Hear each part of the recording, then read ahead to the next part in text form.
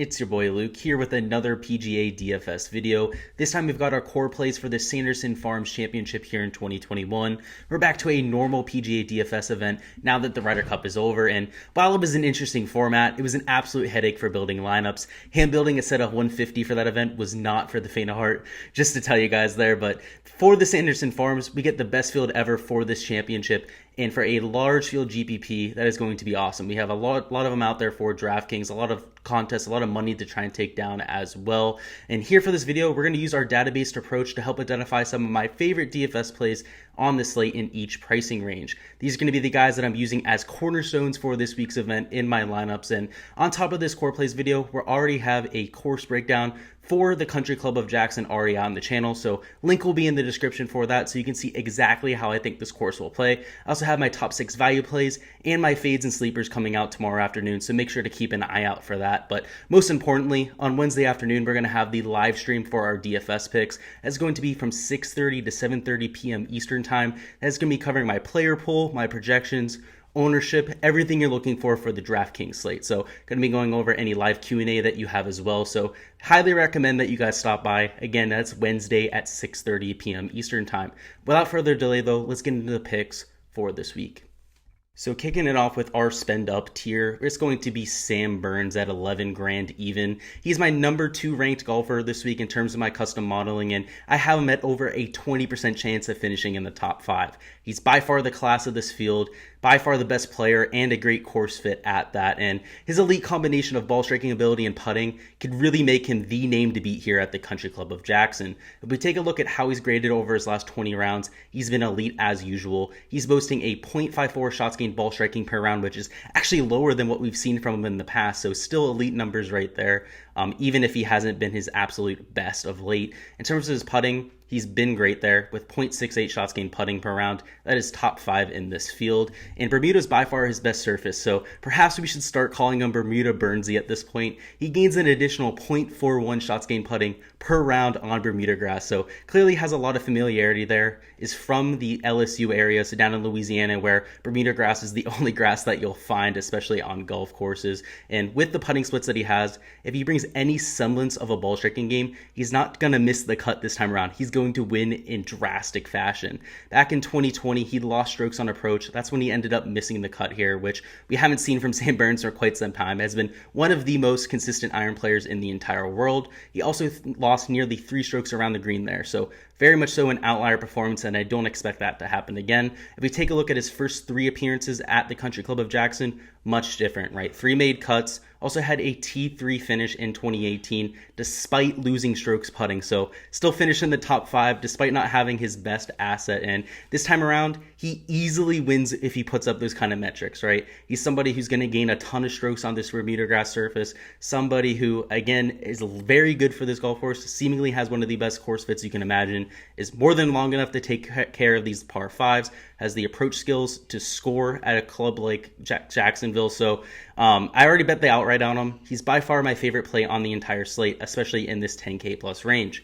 Getting down to our second man in, that is going to be Mito Pereira at $9,900. He's actually my model's number 1 ranked play on this entire slate, so actually edges Sam Burns. But if we take a little bit of a broader look, a little bit more of a historical rate, obviously Burns edges him a little bit, but still close to a 20% top 5 percentage, which is absolutely ridiculous. I think that has a lot to do with the strength of field. Obviously not one of the stronger fields on tour, but Mito Pereira still distinguishing himself in that kind of right. But thank God he's not 10K plus, because I wouldn't have been able to fit in both Burns and Pereira, and I'm really trying to squeeze them into lineups together this week. Over the last 20 rounds, you can see it's actually Pereira who has the edge in my modeling. That's why he's at number 1. It's a little bit more of the recent form, and over that stretch, he's gaining 1.35 shots gained ball striking per round, not per event. That is per round. That is absolutely ridiculous. That includes .8 shots gained per round on approach and .55 shots gained off the tee per round. Just staggering numbers right there. He's very good with the approach play. One of the longest players on tour at this point, and he's even gaining with his short game. He gains a .28 shots gained around the green and .36 shots gained putting, which is absolutely ridiculous when you consider that he's just a ball striking machine, somebody who still gains with his short game. So where does he have a flaw? At this point, it doesn't seem that he has one. 2021. And while we don't have a ton of data on him on Bermuda grass, as long as he doesn't become a massively negative putter, we're going to be in good shape with somebody like Pereira. In fact, in the rounds that we do have for Pereira on Bermuda grass, it's his best surface on tour. So we have no reason to fade him this week. The price tag is right where he should be. I mean, he's proven to this point that he's actually going to be a legit factor on the PGA Tour. And again, he's going to be able to lean on that elite distance. I expect him to go out and take care of those par fives as well. They're a little bit longer than the tour average, but somebody like him is going to have no trouble with his off the tee game. I do expect him to garner quite a bit of ownership. He could even be the highest owned player on this slate, but it's warranted for a guy who grades out so well. So he's going to be a core build in my lineups. He's going to be somebody I potentially even start lineups with. I'm that confident in Pereira here at the Sanderson Farms. And now for our bread and butter play, we have Seamus Power at $8,800. He is my model's number 3 ranked play this week. So very surprising that we're actually able to fit in the number 1, 2, and 3 ranked players into our rankings, but DraftKings didn't price them accordingly, and somebody who has nearly a 15% chance of getting in the top 5. Again, he comes in at number 3 in my modeling a lot due to his consistency. He had a very hot end to the 2020 season, was able to take home a win. Really had a lot of momentum coming into that, though, so it wasn't just the final month or two of that season. He really looked solid in all of 2020. But of late, if we take a look at a shorter term sample size, again of 20 rounds, he's the class of this field, number 3 ranked player. With gains across the board, he again seemingly has no weakness, just like somebody like Sam Burns, just like Mito Pereira right there. He has 0.65 shots gained ball striking per round, which is even better than Sam Burns. Also very solid with his short game. You can just see just how balanced this guy is. 0.64 shots gained with a short game. So just a 0.01 difference between his short game and his ball striking, getting it done all across the board. And at a golf course where no one particular stat really sticks out a ton, the most important stat here in terms of correlation analysis was shots gained putting. So they're looking for putters, people that can fill it up with the rock. But other than that, nothing stood out. So this kind of skill set where you're good across the board, you have no leaks in your game, that's exactly what I'm looking for. And on top of the recent success, if you have one knock on Seamus Power, you would definitely say that it's his driving accuracy. He's somebody who in the past was spraying it at times, and while it hasn't been a problem of late, again, he's gaining a ton of strokes off the tee. The Country Club of Jackson is completely wide open. The tree lines don't come in for 40, 50 yards off the fairway, so he's very unlikely to have any trouble in terms of that. So while it's going to be hard to start lineups with all 3 of these stud options, talking about Burns, Pereira, and Power, I'm definitely going to have at least 2 in pretty much every lineup I build this week. I just wanted to quickly introduce you guys to my Patreon page if you haven't already heard about it already. It's just a month, and on there you can get projections for all the players in this week's field and for all the golf tournaments coming up as well. On top of just projected points, I also go over ownership rankings. I give my custom model rankings. You get access to a Discord where you can ask me questions at any time. Also interact with the rest of the GSLU community. And again, it's just $1. So one of the best values in the entire industry. I highly recommend that you guys go ahead and check it out. Again, link is in the description to get access to that Patreon page. And now getting back into it, for our value play, we have KH Lee at $7,600, and he's a top 16 model rank this week there at number 16 and has a decent chance to finish in the top 5. What I'm really looking at with Lee is his consistency. I think we should change his nickname to Mr. Consistency because he's been that for quite some time now. And in a field like this where you have a ton of unknowns, that's a rare asset to have, especially this far down the pricing tool. So looking at his breakthrough win at the Byron Nelson, obviously not a lot of people saw it coming, but on top of that, he's also racked up 22 made cuts and 9 top 25 finishes there in 2020. So it wasn't just the breakthrough win. That's why I call him Mr. Consistency, was making cuts week in and week out, was putting up top 25s pretty much every other week. So what I'm looking for in a DFS player for sure. Again, statistically, he grades out consistently well with positive shots gained in every category. So just like Power, Pereira, and Burns, that's becoming, more than a, let's say, it's more than a trend at this point, right? Those are the guys that I'm trying to target. The people that have a well-rounded game, don't have a weakness. And the highlights for him in terms of his shots gained, include 0.54 shots gained off the tee per round, also 0.15 shots gained approach. So has the ball striking that you're looking for to take advantage of an easy golf course like this. And again, at this price range, you're not going to find this kind of consistency. You're dealing with a lot of the new Korn Ferry Tour graduates. You're dealing with a lot of the lower tier PGA Tour players that are typically in that 6K range, but find themselves in the 7K range now that we have such a weak field. And to be quite honest with you, I'm really happy that Lee is priced in the mid 7K range, because if he was in that high 6K range, he would be absolute chalk. People would be all over him. People, essentially all they look for in the guys in the 6K range is for them to make a cut. And for here on DFS, especially in GPP formats, that's not enough, right? You're looking for that top 5, potentially even a top 10 to squeak out a GPP win.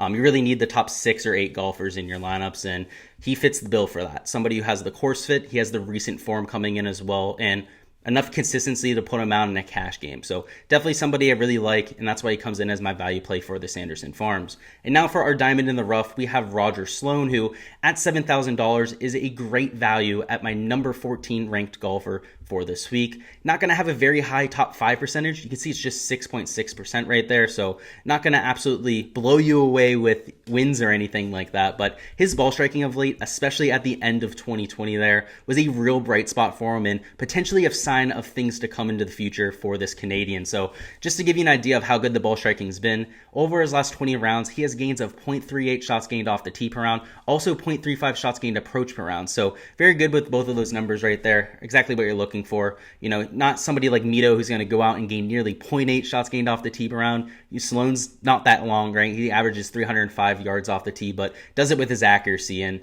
here at Country Club of Jackson, playing out of the fairway is definitely going to be advantageous. So I definitely like to see that. He's also very comfortable on Bermuda grass, as it's only one of 2 surface types that he actually gains strokes on in terms of his putting. And even though he's coming off 2 missed cuts, I think a lot of people are going to try and avoid him as a result of that.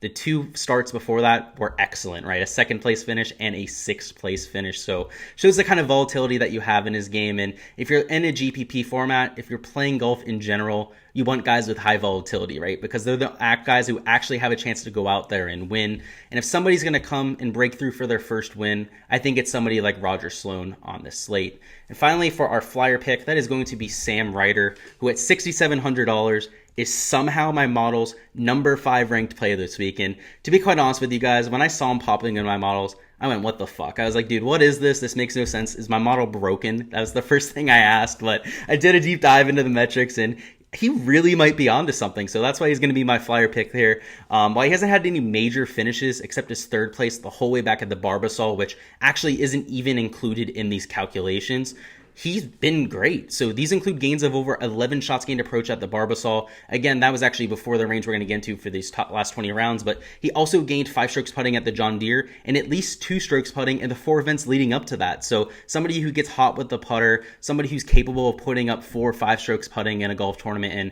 you can't really say that about everyone in this field. I mean, we saw him gain 6 at the 3M Open, and that was just in the last 2 months, so that's great to see. He hasn't been his best around the green, so he definitely has a weakness there. Somebody who is going to bleed strokes around the green from time to time, but here at the Country Club of Jackson, where we have some of the flattest surfaces on the entire tour, he should be able to avoid a ton of the trouble. You know, if he short sides himself, he's not going to be putting the ball off the green or anything like that. He should be able to at least scratch out bogeys or at least a couple pars hopefully over those. But what I really want to get to here is over his last 20 rounds, his performances have added up to gains of 0.7 shots gained approach per round, which is staggering. I mean, one of the best approach players over that stretch in the entire field, but also 0.33 shots gained putting per round, which he's not typically somebody that we equate with good putting. And if he comes in here with his usual ball striking, you know, we've seen that from him over his career, but he also pairs that with the putting. I mean, watch out. Again, that's why he's number 5 in my modeling right now. You know, somebody who's definitely playing above his baseline right now, but you love to see that in terms of recent form. He's also slightly better on Bermuda grass than his baseline stats, not by a ton, you know, just 0.05 shots gained better on Bermuda grass, but even any type of advantage is good to see. So he's a top 5 model rank down here in the 6K range. I'm not going to overthink it. He's somebody who's going to find his way into 10 or 15 of my 150 for this weekend. That's all I've got for my core plays for the Sanderson Farms Championship. Go ahead and let me know down in the comments who your favorite DFS play is on the entire slate. For me, it's Mito Pereira. I love that he's my custom model's number 1 play on the entire slate. Also love the price tag at just $9,900. And I know he's going to be chalk, but somebody I'll definitely be investing in just because I think the opportunity cost of fading him is just too high. Let's get some debate going in the comments though. Would love to hear who you guys think is going to play well here. Also wanted to remind you guys of that live stream I'll be doing on Wednesday evening at 6:30 p.m. Eastern time. Again, if you have any questions you want to get answered, if you want to talk player pool, ownership, anything like that, make sure you stop by. So until then, peace. Make sure to keep an eye out for all their content dropping this week, and good luck with any of your lineups.